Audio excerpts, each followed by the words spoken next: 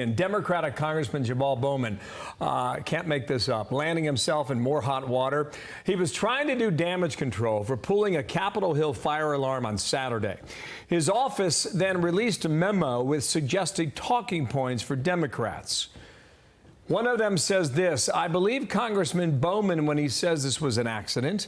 Republicans need to instead focus their energy on the Nazi members of their party before anything else. Karl Rove's with me now. Karl, good morning to you. And then Bowman tried to clean it up. He went to X and said this. He said, I just became aware that in our messaging guidance there was inappropriate use of the term Nazi without my consent.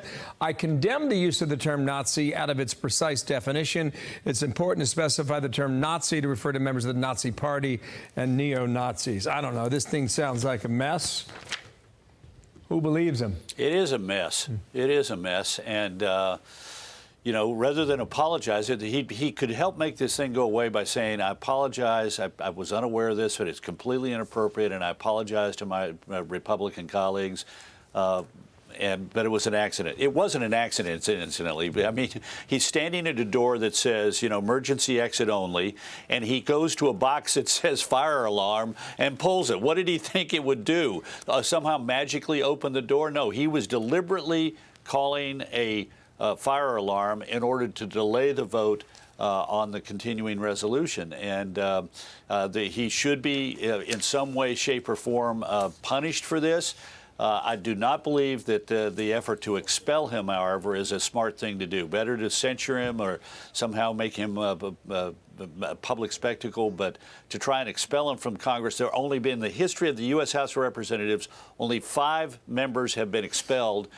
3 of them were expelled in 1861 for taking up arms against the United States. One of them, literally, a Missouri congressman, was the commander of the Confederate forces at Carthage, and they expelled him after that, the Battle of Carthage in Missouri. We expelled one in 1980 for accepting bribes in the AB scandal. And then I happened to be around in Washington during this one.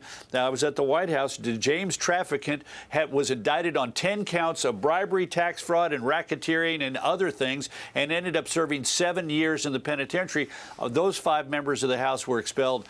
Pulling the alarm ought to be worthy of censure and some other punishment, but expulsion's a little bit over the top. All right. Here's what Bowman said yesterday.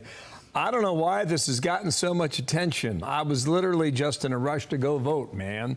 AOC said, give me a break. They're filing a motion to kick out a member who, in a moment of panic, was trying to escape a vestibule. And then KJP was asked about it. Well, Peter gave a good try at the White House yesterday. Would President Biden ever try to get out of a meeting by pulling a fire alarm?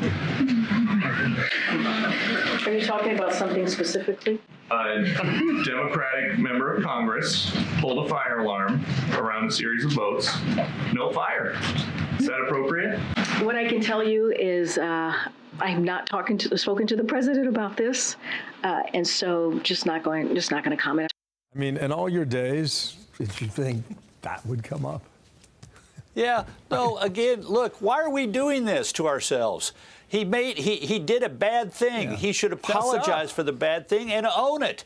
And people should stop. AOC, you know, the White House, they should stop excusing this kind of behavior. We need to have a return to some measure of decorum in Washington, D.C., and this is a good place to start. He did a very stupid thing in order to delay a vote. He ought to be censured by the Congress. It would be good if both Democrats and Republicans said, we're censuring you. Don't anybody else think about doing something stupid like this to delay a vote. A moment of candor, I think, is another way of putting it. Thank you, Karl.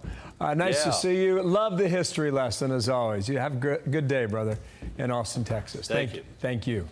I'm Steve Doocy. I'm Brian Kilmeade. And I'm Ainsley Earhart. And click here to subscribe to the Fox News YouTube page to catch our hottest interviews and most compelling analysis.